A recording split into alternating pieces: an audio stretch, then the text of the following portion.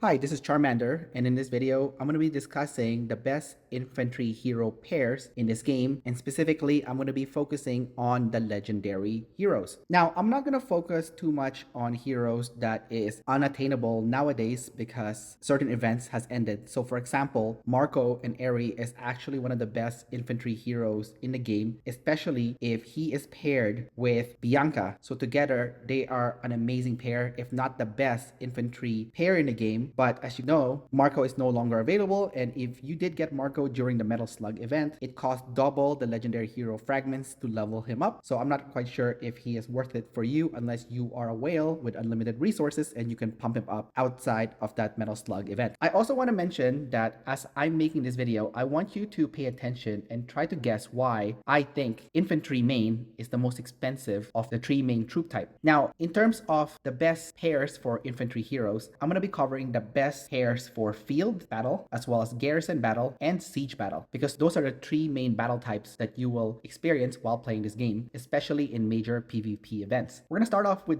the best field pair heroes in the game, and that is easily going to be Miyamoto as well as Adat together. So these two heroes are an amazing pair because first and foremost, their first skill deals a huge amount of damage. So with Miyamoto, it's 13,000 damage, and with Adat, it is 12,000 damage. Adat's second skill increases the infantry squad attack, while with Miyamoto, his second skill debuffs the enemy while increasing his damage. His third skill has him increasing his infantry squad attack while increasing his speed by 15%. Now, if you look at Adat, she also has an increase in travel speed, especially if it's an infantry squad. So by putting Adat and Miyamoto together, they move very fast, making them amazing in field battle. Her fourth skill also makes the infantry troops attack much stronger, as well as infantry defense, while with Miyamoto, he has a chance to increase his damage while weakening the enemy's skill damage. Last but not least, if you awaken Miyamoto, his squad travel speed also increases by quite a bit, as well as squad damage, while with Adat, she gets a new skill called Tribal Pride that upon receiving skill damage, reduces skill damage received by you and nearby allies by 20% for 2 seconds, can be triggered once every 6 seconds, affects up to 5 squads. So this is quite an amazing buff skill for Adat. So as you can see, those two together is the best pair in terms of infantry field battle in this game. Next, we're going to cover Garrison, and as you know, infantry was built for defense and built for surviving for a long time. So Raigoro is going to be one of the best heroes for this because of his ability to create a shield that can absorb up to 9,600 damage. The best pair with Raigoro is going to be Riven. So Riven, as you can see, if she garrisons, she has an increased squad defense by up to 32% for 3 seconds, and she also deals a huge amount of damage, which is 3,900 for every second of that 4 seconds. Riven's second skill also increases the infantry squad's HP by a lot, 30%, as well as the infantry squad defense, again a lot by 15%. And if you look at Raigoro's second skill, the counter damage is not bad, and the travel speed reduction is also not bad. His third skill is one of his best skill, which increases the squad attack by up to 15% and the squad defense by up to 15%, while with Riven, the third skill increases the squad infantry's attack by up to 24%, and when she does a counter attack, there is a 20% chance to trigger a shield onto herself for 3 seconds of up to 1,700. Now, her fourth skill, in my opinion, is actually her best one, but I'm gonna go to Raigoro first and take a look at his fourth skill, which is called Yokozuna, which increases the damage dealt by up to 16% when the shield is activated, and when doing Garrison, the infantry squad HP increases by 11%. So with Riven, she adds up to 30% shield bonus obtained to shield, and while the shield is active, counter damage is increased by up to 27%. So the biggest thing here to keep in mind is the shield bonus of 30%. So when you have Raigoro as the leader and he creates a shield of 9,600, then Riven, with her fourth skill, is gonna increase that shield bonus by 30%. So as you can see, they have a huge amount of shield as a result, making them the perfect pair in regards to doing Garrison for the infantry squad. Her awakened skill is a new skill called Great Ambition. When taking skill damage, has a 50% chance to grant a shield to oneself for 3 seconds with a shield factor of 2,000, and this effect can be triggered once in 6 seconds. So as you can see, she creates even more shield when she is getting attacked, making her more tanky than ever. Now with Raigoro, his awakened skill reduces damage taken by squads by 5%, increases squad counter damage by 30%. When attack, reduces attacker's travel speed by 30 seconds for 5 seconds. This effect can be triggered only once in 10 seconds. So again, this is another good defensive skill by Raguro, but truly with these two combined, the shield factor is going to be the main reason why they are amazing at Garrison. Last but not least, we're going to cover the best siege heroes for infantry, and the best infantry siege heroes is going to be Stella and Eddie together. So let's look at their skill. So the first one for Stella is a skill called It's Showtime, which deals damage to the enemy target of up to 13,500 damage factor and increases own counter damage by up to 22.5% for 3 seconds. If rallying, counter damage is increased by 29%. So that is ridiculously strong. Let's look at Eddie's first skill, which is the Grand Feast, and he deals a decent amount of damage at 11,300 while gaining a shield factor of up to 2,500, making them together on the tanky side. His second skill, called Crisis Cook, increases infantry squad defense by up to 30% and counter damage by up to 15%. So as you can see, that counter damage already stacks with Stella's counter damage. She also gets Battle Dance, which is a passive skill that increases infantry squad attack by up to 32%, making her quite strong for sieging. Counter attacks have a 30% chance to grant 1 stack of War Will to oneself up to